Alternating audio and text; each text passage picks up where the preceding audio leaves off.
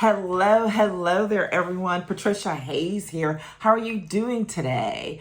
Welcome to today's edition of Coffee Time Career Chat, the authentic networking version. Super excited to be here with you all again today to finish out our series where we have been talking about teen professional relationship development. And I said earlier on that I started down this pathway based on the number of requests that I get to come help organizations, groups to get some part of their organization, a particular team on board with utilizing their relationships in a new and different way, or maybe developing them, and they're not confident about doing that. So I decided to spend this entire month talking about that, what it looks like to build your team's confidence as far as relationship development, particularly in order to benefit the organization as well as themselves personally, how to connect those dots. And today we're going to talk about building relationships for the future. So if this is your first time joining us, my name is Patricia Hayes. I'm an executive advisor, empowerment coach, and authentic networking strategist. And my focus is specifically on helping executives, professionals, entrepreneurs, and their teams to build out their executive presence so that can uplevel their careers while also building long-term sustainable relationships, professional relationships that will serve them for years and years to come in a very authentic manner. So here we go with this week's topic of building relationships for the future. So the first thing that I would recommend, particularly if you're the team lead, division lead, or whatever, is that you identify the forward-thinking person on the team. Now, why are you going to do that? It's the obvious. Because this is the go-getter. This is the person who's willing to explore new things, talk to new people, all of that. You have to have that person who can be the catalyst for others, because there are going to be other people who are not jumping right into doing this, who are kind of still skeptical about what it is they do. Now, but you have to position it carefully, right? So that it's not looking like this person is being a kiss up, but rather that you're appointing them to be a leader for the team in this particular endeavor, so that they can be the one to say, hey, are you willing to step up and, show others how to engage in this, or to keep things going yourself, so that as we need to explore new opportunities, talk to new types of people, you know that you have someone on that team who you can rely on to do it while you're building out the skill set and the confidence of the others. So it's super important to identify that person. If it's a couple of people, that's even better. You divvy up the goals and the responsibilities. And so that, again, you can create that funnel that will help you for the long term and that team, okay? And so that the idea is that they will be out there in the marketplace representing you in the way that you need and want, creating that visibility that you need and want as you move forward. Those types of people are always great because it's, again, about the authenticity of it, and they're naturally probably going to be that. Now, here's the thing. There are going to be some go-getters who don't, exude all of that, but maybe they're more reserved, maybe they're quieter, but they also have that ability to connect with people. I call these the sleepers, because these are fantastic people, because they can slide into situations, rooms. They will talk. They're probably the kind of person that people who, will talk to them out of the blue, like strangers will divulge their secrets to, right? These are wonderful people to identify as well. So don't just go for the obvious go-getter. Think about that sleeper in your group who's very well-spoken, who engages, who's probably very thoughtful, and, it's more reserved and quiet, but they are able to move in and out of situations and organizations and things like that very smoothly. So think about that. You got your go-getter or your sleeper. Make sure and identify who that is that will be able to continue doing this work for you on this team, that can serve as a leader within the team on this effort of continuing to build out the professional relationships that you all need for the organization. The second thing is you want to make sure to provide a clear pathway for growth. The quickest way to nullify all of the work that you've done thus far is to just stop it cold. It's just like, okay, this is great. You got what you need. All right, let's go, and done. Like, don't do anything else. That is a huge mistake. Investing in your team's professional development is crucial. Hosting or providing access for them to activities, to networking activities, will help to bolster their confidence and to continue to give them those opportunities that may or may not have existed before, especially coming off of the pandemic, right? So you will have to help make these things happen. So whether it is an, socially distanced in-person activity where you're hosting once a month for the team to get together and inviting in other folks from another part of the industry or another part of the company. I don't know what that might be. Or maybe there is a client who regularly hosts certain events and you hadn't been sending any members of the team to it. You've been doing it all yourself. How about this is the opportunity to start infusing some of these other people into the pipeline so that you can maximize your presence and you aren't the one having to go to all of the things. But your people will not be ready if you don't provide them with the opportunities that they need in order to gain that confidence, to build their presence, and to grow. And so that professional development long term may include, additional specific training on building out professional relationships and networking. It may include public speaking training. It may include communications training.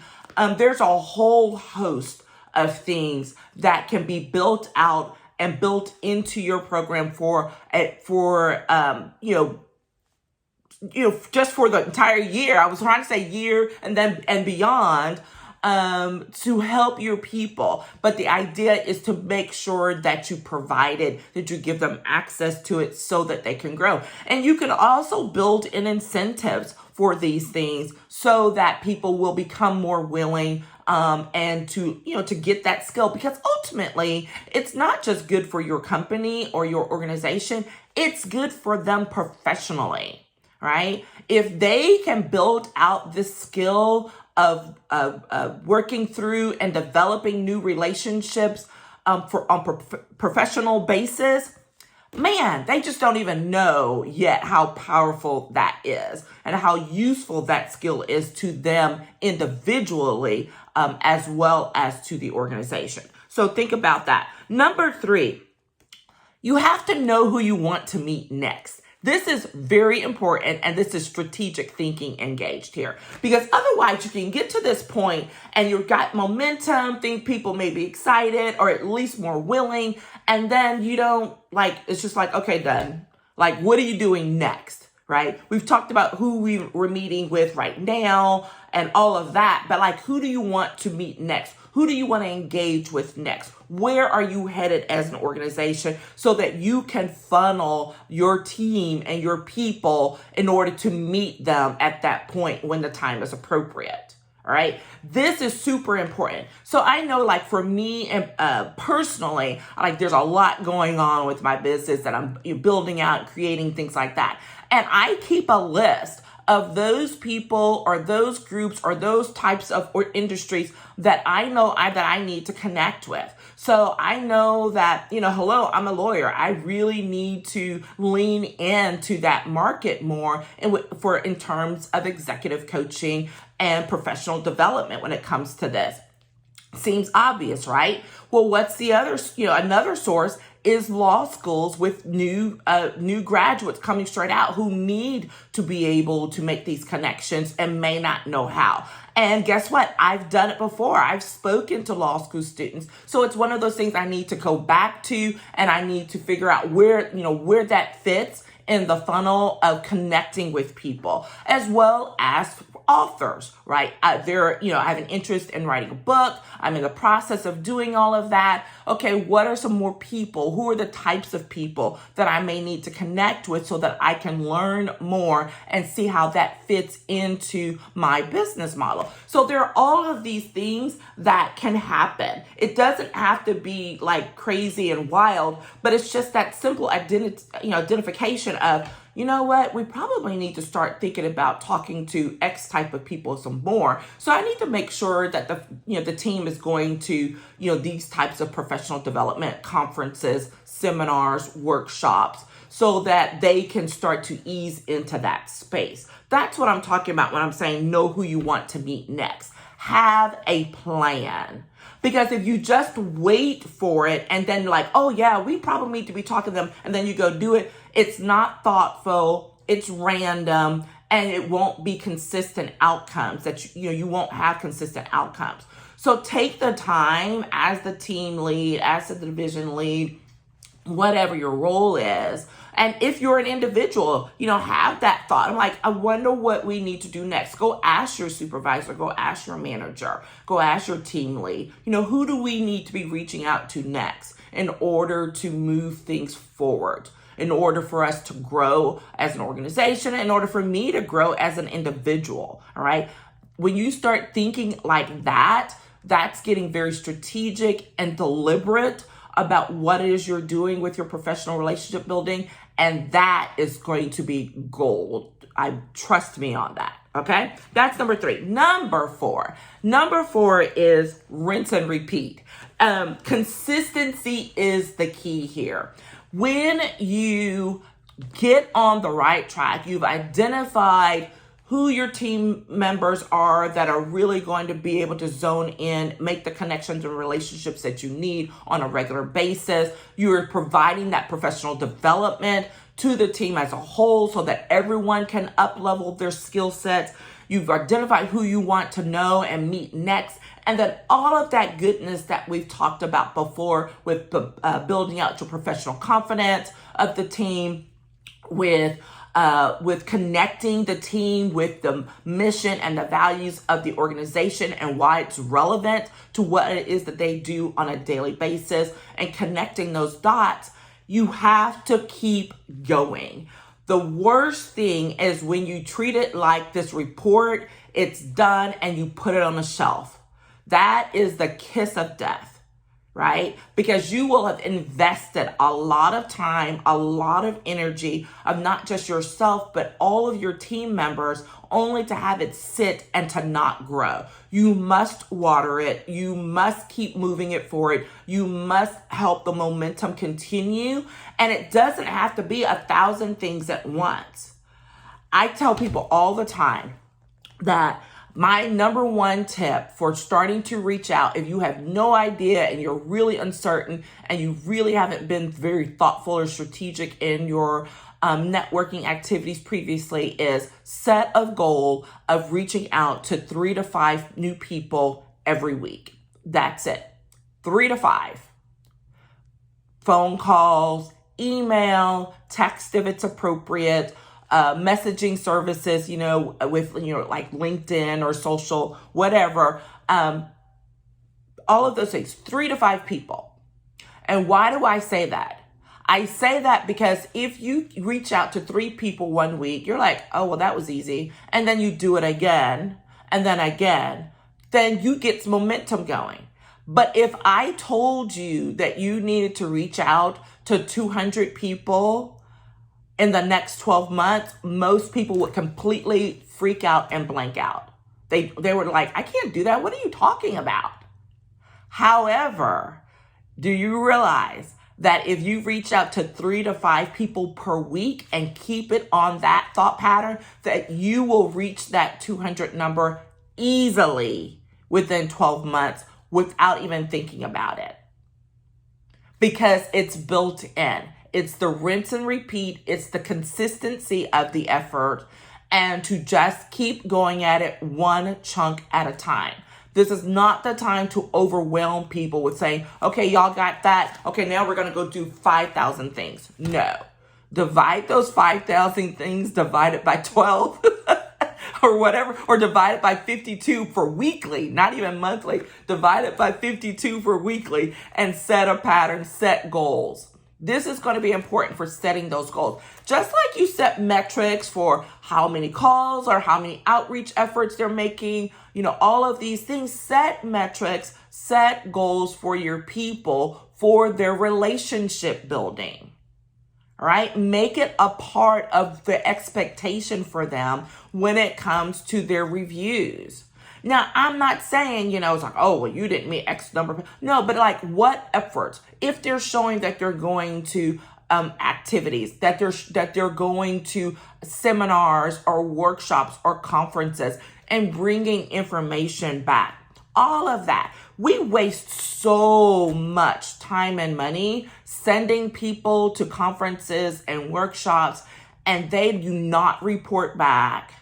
They do not say how that it's helpful to the team. They do not say how it's impactful. It's just like, well, I got that for me and that's it. If you're paying for it, you need to make sure that you know how it's working for you as the organization. So up level those expectations just a tad. I was notorious for going to things and making sure that they knew, that my bosses knew, whether I was a baby attorney all the way to when I was in a C-suite position, that if I was going to attend something, here's what you're going to need to know. Oh, FYI, I met so-and-so at that event and I talked about X, right? Always keeping it top of mind that I know that I was going, and yes, there was a lot for me to gain personally, but here's what I'm bringing back to the team, to the organization as something of value as a result of those connections and those relationships that I'm building out. Okay? All right, that's it. So, real quick review. Building relationships for the future. We want to make sure to identify the forward-thinking person on the team, whether it's a go-getter or a sleeper. Make sure you tune into that person or those persons and leverage them to help lead the team in terms of the relationship building. Provide a clear pathway for growth. Invest in people's professional development, host activities that will help to up-level that skill set. Number 3, know who you want to meet next. Plan, engage in a little bit of strategy so that you can be one step ahead and know where to direct your people. And lastly, rinse and repeat. The consistency is so important when it comes to this. That is it. So thank you so much for joining today. Hey, guess what? We are going to have lots of great things coming down the pike. First of which is the Building Profitable Relationships Networking Masterclass, which if you haven't registered, you can still register. It is going to be Tuesday, June 1st, 11:30 a.m. Central Time. So I invite you to come register for that. That is free. And meanwhile, we are also working through Diversifying Your Network Masterclass for late June, I believe, pulling that together. That is going to be a workshop series that's going to span over a couple of days. There will be a fee for that one. And it's going to be real important because it's going to help you look at things from a different perspective and what your networks actually look like and what you need to do to make them look differently so that they can be beneficial to you for a very long time in today's global workplace. I mean, that's basically what we are. And as well as some new or updated programs and activities as well. So as always, if you have any questions or you want to schedule some time to consult to talk about these things and what it might look like one-on-one, do not hesitate to reach out to me, hit me up in the DMs or email me, and I will be happy to schedule time to chat. All right, take care and have a fantastic rest of your week. Bye-bye.